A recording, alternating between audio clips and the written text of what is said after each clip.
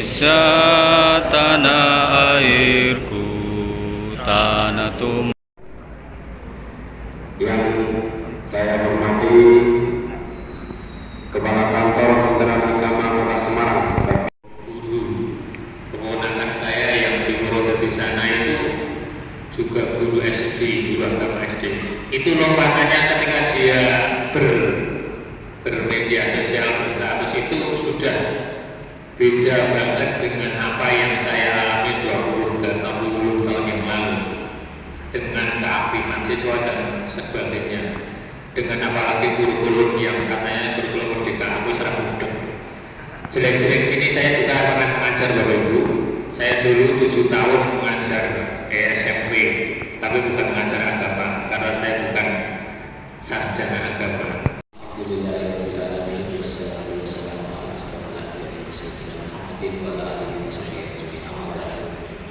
Yang kami hormati Ketua Panitia Guru Bapak Muhammad Saprudin, yang saya hormati evaluasi kinerja Bapak Ibu. Jadi terima kasih Bapak Ibu yang sudah rawuh ini dari beberapa tingkat. Tadi ada 3, ini setiap tingkatan ada 3 itu panjenengan semua sudah menjadi pilihan Bapak Ibu.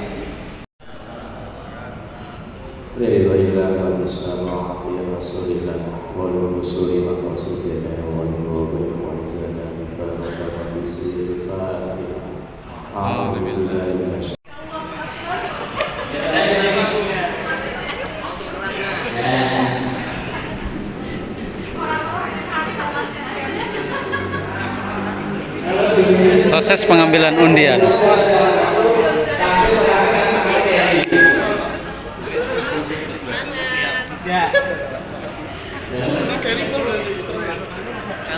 Semoga saya suwi loh 15 loh terakhir. Gerak memantau bebas.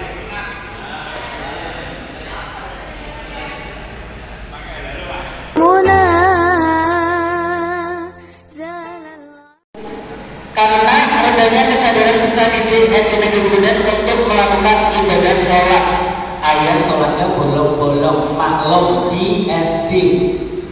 Mungkin kalau dari awal sekolahnya di madrasah, insya Allah di sekolah maupun di rumah ataupun ada yang pondok pesantren, mereka dilatih keagamaannya dari kecil.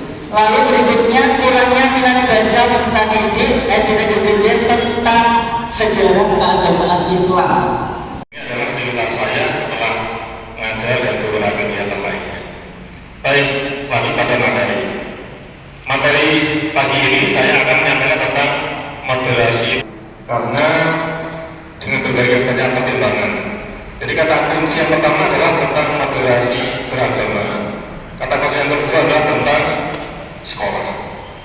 Jadi saat ini kalau kita melihat perkembangan ya, ketika di sekolahan kami mengamati itu anak-anak ketika belajar PAI ini masih kurang serius, ya. Anak-anak merasa bosan, terlebih berupa project based learning. Mengapa saya menggunakan project based learning? Karena saya beberapa tahun yang lalu kita sudah mempelajari kenapa prestasi anak ini sangat sedikit sekali nilainya, banyak di bawah KKN, terutama hampir ada 50% anak-anak nilainya ada di bawah KKN. Kemudian masih rendahnya hasil daripada hasil belajar ini. Kemudian guru masih menerapkan metode yang sangat konvensional, yaitu dengan model ceramah. Karena di tempat kami ada 4 guru PAI, sehingga hasil ini kita akan kolaborasikan. Karena dia harus menjelaskan sesuatu kepada anak muridnya. Kalau tidak dijelaskan secara jelas, maka murid tidak akan mendapatkan gambaran yang jelas. Maka sebelum dia membuat orang lain jelas mengerti, dia sendiri harus jelas dulu. Dia harus mengerti dulu.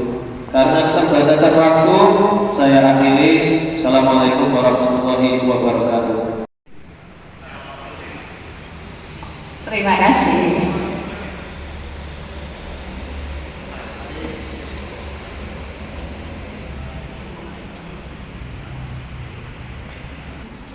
Pada kesempatan ini saya Bapak Hamdi dari SMP Jadi Suryati, yaitu dengan tema koran dan tabloid sebagai literasi dalam pembelajaran PAI. Jadi kami berpendapat bahwa banyak media itu menampilkan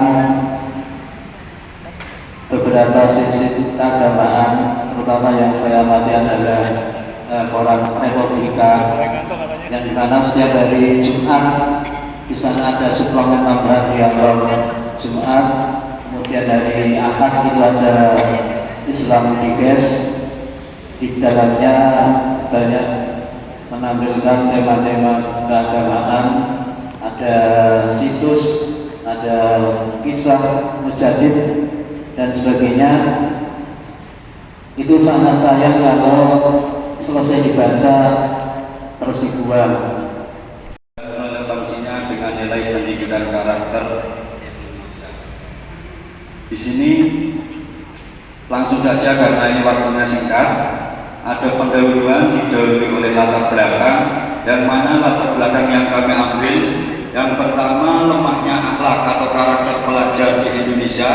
Yang kedua, kurangnya nilai religius vertikal dan juga nilai religius horizontal. Ditambah lagi karena surat Al-Isra ini masuk pada materi PAI kelas 11.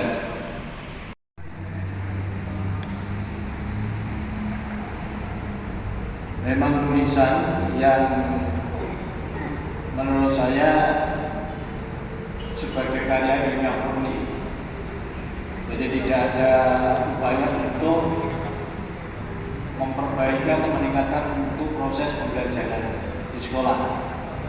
Makanya ini kemudian saya bertanya begini, jadi implementasinya dengan membandingkan tafsir Al-Wasid dalam Quran surat Al-Isra ayat 23 dengan nilai-nilai karakter pendidikan di Indonesia ini, implementasinya dengan sebagai guru di sekolah setiap guru seperti apa ya. Inovasi yang dengan peroleh dari proses ini apa?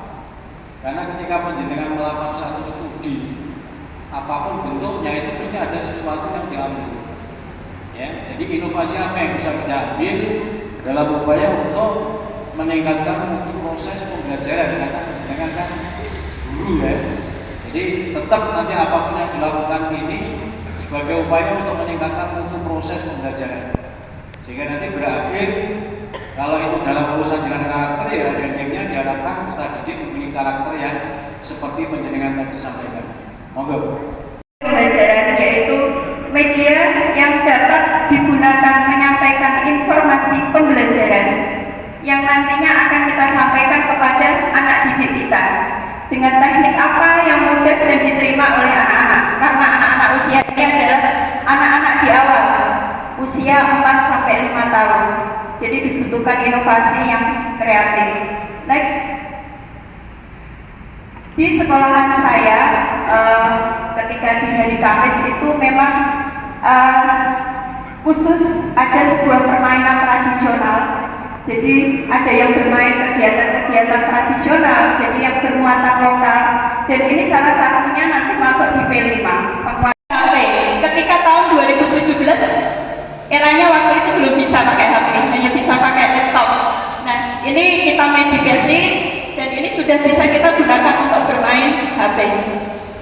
Memang ada beberapa tema karena saya ngajarkan, jadi video yang saya tampilkan nanti pun juga berkaitan dengan kegiatan keislaman tentang ular tangga rukun Islam. Next, aspek yang ingin dicapainya ini tentunya ketika sebelum kita bermain ular tangga ini, aspek apa yang ingin kita capai? Kelima, pergi haji naik pesawat, Wah, ini yang disukai anak-anak itu, hus-husnya itu. Next. Nah, punya buku selain ini Tahun kemarin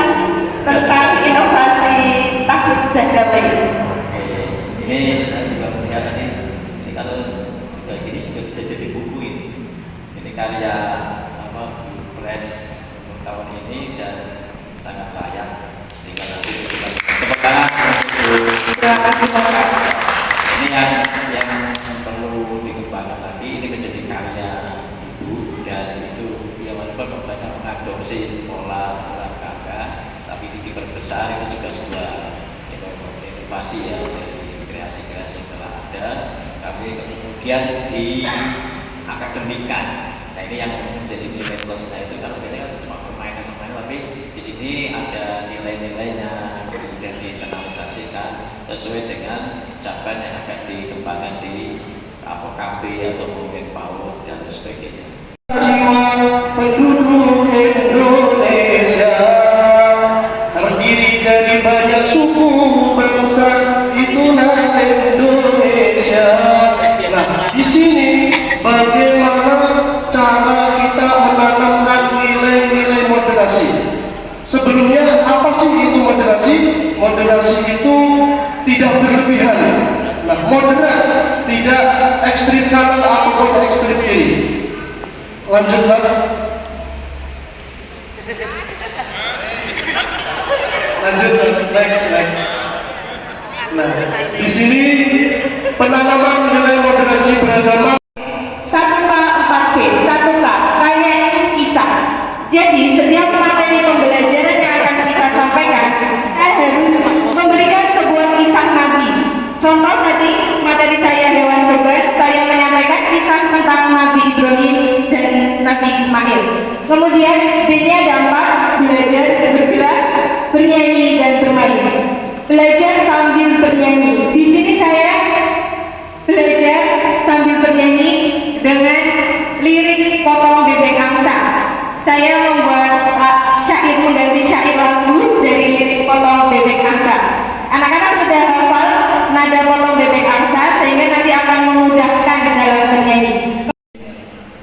Itu kalau anak umur segitu suruh nyontek kaki itu bisa? Bisa Pak, jadi saya kemarin itu cuma membedakan yang gampang ya, membedakan hewan kurban sama bukan hewan kurban. Ada hewan kurban 5 tadi, sama bukan hewan kurban saya bikin sedikit, ada ikan, buaya, harimau, sama jerapah. Jadi cuma sedikit hewan yang saya berikan. Jadi agak lebih mudah dalam menyortir kartu. Tapi ada nggak pelajaran tentang perhewanan pendidikan? Macam-macam hewan itu dari berapa? Sudah. Ya. Jadi luar biasa, saya setuju dengan materi DTK itu bentuknya dikemas dari nyanyian. Ya, nyanyian itu jauh anak lebih senang dan anak lebih melekat.